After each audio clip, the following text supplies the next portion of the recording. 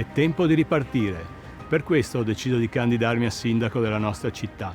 E parto da qui, dall'Arcella. Parte dal quartiere dove è nato e dove ha la sede la sua azienda, Francesco Peghin, che affida una lettera aperta ai padovani e a questo video lanciato sui social l'avvio della campagna elettorale per la conquista di Palazzo Moroni. Serve a Padova, serve adesso, scritto in fucsia sulle mascherine FFP2, lo slogan scelto per raccontare i motivi della sua discesa in campo.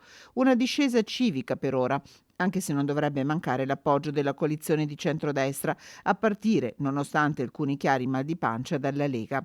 Cammina nel quartiere Arcella, il più popoloso della città, Peghin, in maglioncino blu e Clark, e racconta il suo progetto per Padova.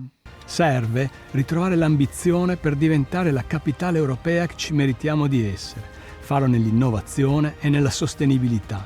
Serve un progetto per una città sicura. La chiediamo da decenni ed è ora di fare diventare Padova una città davvero sicura, garantendo protezione e cura ai suoi cittadini.